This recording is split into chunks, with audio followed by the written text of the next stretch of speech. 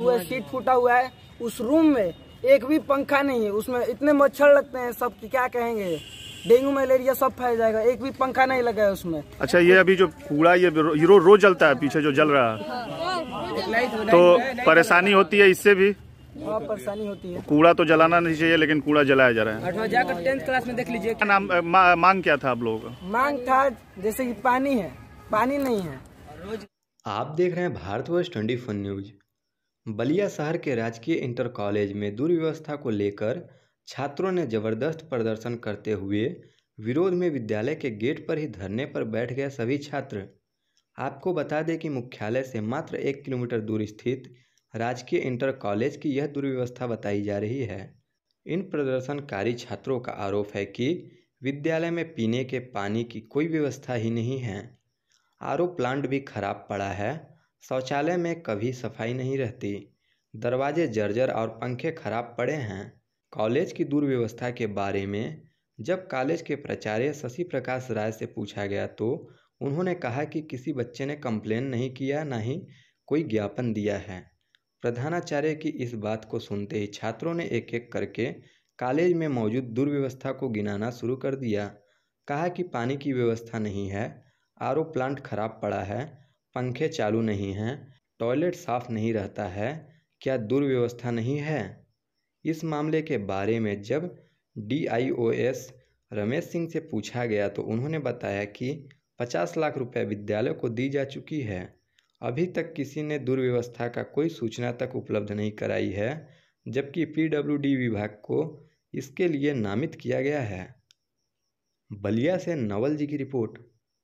मैं राजकीय inter college कक्षा 10 का छात्र हूँ और हम लोग आज हड़ताल पे इसलिए बैठे हैं। हमारे क्लासेस रेगुलर नहीं चल रहे हैं, बाथरूम में पानी नहीं है और पानी पीने के लिए भी हमारे नहीं, और हम लोग को बाहर हाथ धोने के लिए नहीं आने दिया जाता है, ना पानी पीने के लिए आने दिया जाता है। और मास्टर हमें दबाव दे रहे हैं कि ये इतने दिनों से बंद है, ये इतने दिनों से बंद है, और सब काम 6 महीने 5 महीने से रुका है, कोई सुनवाई नहीं हो रही है।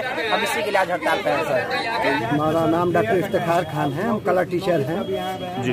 सर, अभी देखा गया कि किस विद्यालय का ये प्रांगण है? ये राजकीय इंटर कॉलेज बलिया। अभी ये जो बच्चे बैठे हुए हैं और ये इन्होंने एक गत्ता भी लिया, उस पर लिखा है हमारी मांगे पूरी हो। वो तमाम तरह की समस्याएं बता रहे हैं। विद्यालय की किस तरह की समस्याएं हैं और क्या हुआ? ये सारी समस्याएं जो बच्चे बता रहे हैं सारा निदान कर दिया जाएगा।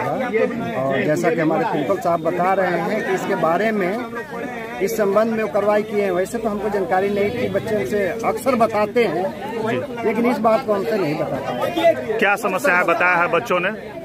जी, बच्चों ने क्या समस्याएं बताई हैं? पानी का जैसे बता रहे हैं तो बच्चे हमसे हर चीज बताते हैं, खुल के बताते हैं, लेकिन अभी इस चीज का मैं आपको यकीनन बता रहा हूँ। तो क्या ये एक कहीं ना कहीं एक शिक्षा का मंदिर है? अगर बच्चों को इस तरह की समस्या आ रही है, ये जो कह रहे हैं इनकी बात सुनी जाएगी, ऐसा नहीं है, इनकी बात सुनी जाएगी। और प्रिंसिपल साहब से हम भी निकाह करके अब इसमें खुद ही हम नॉलेज में। आज बात सुनी जाएगी का मतलब क्या होता है? मतलब क्या व्यवस्था वाकई में यहाँ पर डवाडोल है? सर बता रहे थे, प्रिंसिपल सर बता रहे थे कि नगर पालिका को भी लिखे हैं लेटर, लेकिन उसके बावजूद हम खुद पर्सनल इंटरेस्ट लेकर के अब हमको नॉलेज में आ गया।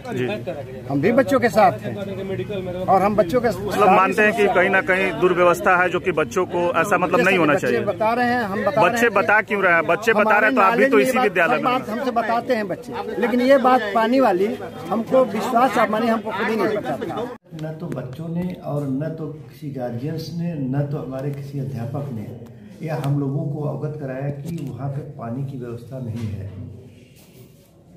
यदि ऐसा कुछ अवगत कराया गया होता तो निश्चित रूप से वहाँ पे जो है व्यवस्था दी गई होती, और इसके बावजूद भी वहाँ पे लगभग 49 से 50 लाख रुपए जो है वहाँ दिया गया है। तो सर्वप्रथम मूलभूत सुविधाओं के लिए प्रिंसिपल को यह करना चाहिए था कि वहाँ पे पानी की व्यवस्था, शौचालय को सही करना, ये सब चीज़ें तो करनी चाहिए।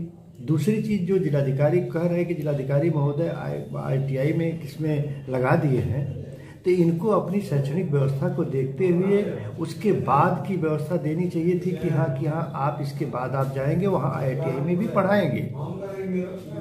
ये तो सिर्फ एक टालने की बात हो गई। इस बिंदु पर इनका स्पष्टीकरण मांगा जा रहा है कि आप इस तरह की बातें क्यों कर रहे हैं। अगर गलती पाई जाएगी तो इनके खिलाफ एक्शन भी लिया जाएगा। सर, सबसे बड़ा सवाल है कि जिला राजकीय इंटर कॉलेज को मेडिकल कॉलेज के तौर पर बनाने की घोषणा होगी। इसके पहले उस कॉलेज के सुंदरीकरण और सुदृढ़ीकरण के लिए लगभग 90 लाख रुपए आए। उसमें से पहली किस्त के पैसे खर्च हो गए, दूसरी किस्त के डिमांड के बाद उस पैसे को ब्रेक किया गया। तो पहली किस्त में क्या मूलभूत सुविधाएं वहां सुव्यवस्थित नहीं की जा सकती थी? बिल्कुल की जा सकती थी, यही करना चाहिए था इनको, सबसे पहले यही करना चाहिए था। और ये बच्चों ने भी नहीं, किसी ने नहीं बताया, गार्जियंस ने भी नहीं बताया कि पानी की व्यवस्था, या किसी के द्वारा भी अगर कंप्लेंट्स हुई होती तो निश्चित रूप से इसकी जांच करा करके हम लोग इस चीज़ को हम लोग व्यवस्थित किए होते।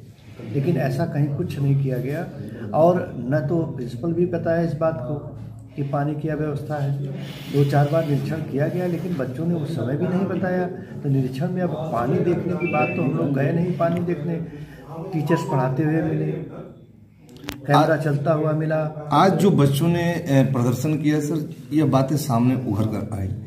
अब इस बीच में ये देखना है कि 45 लाख रुपए में क्या किया हुआ, क्या इस पैसे की भी जांच होगी? बिल्कुल, निश्चित रूप से अब इस पैसे की भी जांच होगी कि इस पैसे में क्या किया गया है और कौन सी संस्था थी। निर्माण विभाग ने इस पैसे का जो है क्या नाम उनको दिया गया था, लोक निर्माण विभाग ने वहाँ पे कार्य किया है। तो अब इस पैसे की भी जांच होगी, आखिर इस पैसे से क्या किया गया। दूसरी चीज़ ये है कि बच्चों को एक ज्ञापन हम लोगों को देना चाहिए था। भाई विभाग के मान लीजिए सर बच्चे यहाँ तक नहीं पहुँच पाए या वो नहीं बात किए, ये इसके पहले भी बच्चों ने स्कूल प्रशासन, विद्यालय प्रशासन से डिमांड की थी, लेकिन जब नहीं इस चीज़ की सुविधा हो पाई तो बच्चों ने आज मुख्य गेट पर बैठ के धरना प्रदर्शन किया और अपनी बकायदा जो अपनी मांग रखी, 10 दिन का आश्वासन भी स्कूल प्रशासन के द्वारा दिया गया। 10 दिन का इन्होंने अगर आश्वासन दिया है तो ठीक है, इस चीज़ को अब देखा जा रहा है कि क्या किया जा रहा है, लेकिन इनका स्पष्टीकरण इस बिंदु तो उनका ये कहना है कि मैं हर जगह डीएम को भी पत्रक दिया हूँ, नगर पालिका को भी पत्रक दिया हूँ, पीडब्ल्यूडी को भी दिया हूँ। फिर पालिका को पत्रक दिए हैं, वो डायरेक्ट तो जो दिया उन्होंने दिया, उनको देना चाहिए था कि इसको, जब आपके पास खुद संसाधन थे, आपके पास पैसे थे, तो सबसे पहला कार्य तो आपको उसी से कराना चाहिए था। तो सर बड़ा सवाल ये उठता है कि आपने कभी प्रयास किया कि हाँ ये चीजें हो रही हैं, तो क्या वहाँ पे सारी चीजें व्यवस्थित हैं? नहीं, हम लोगों ने तो ये देखा कि पहले इनका छत चू रहा था, ये इन्होंने एक बताई, ये हुआ कि पीडब्ल्यूडी भाई छत इनके बरसात में न चुने पाए क्योंकि बच्चे उससे डिस्टर्ब होंगे, प्लस इनका कार्यालय डिस्टर्ब होगा। तो वो चीज़ें देखी गई, वो चीज़ें ठीक पाई गई। कैमरे के संबंध में कुछ चीज़ें थी, कुछ और भी इनकी व्यवस्थाएं, लेकिन पानी की व्यवस्था के संबंध में एक भी बच्चे, जबकि हम कभी कभी बीच में गए तो पानी हुआ, शौचालय का हुआ, ये बातें कभी आई ही नहीं। जिलाधिकारी महोदय ने भी इस बिंदु वहाँ तो गए थे देखने, लेकिन ये बिंदु तो तब आता जब कोई बच्चा अगर उठाता कि पानी नहीं है। बच्चों का ये कहना है कि हम लोग को धमकी दिया जाता है। आज भी कुछ ऐसे ही हालात थे और बहुत ही गलत तरीके से बच्चों से बात की गई, बच्चे काफी आक्रोशित थे। तो बच्चों को क्या कर पाएंगे, ये बच्चों को धमकी कैसे इस तरह का दे देंगे कि हाँ आपको आपका नाम काट देंगे। इनके नाम काटने से जिले पे जो बैठे हुए प्रशासक, सब लोग प्रशासन में हैं, अधिकारी महोदय हैं, हम हैं, तो क्या नाम काट पाएंगे? ऐसा संभव हो पाएगा? अगर वो अपनी सही बात कह रहा है तो ऐसा संभव नहीं है। अब इनसे ये स्पष्टीकरण मांगा जा रहा है कि आप बताइए कि ऐसा कैसे हुआ, क्यों हुआ।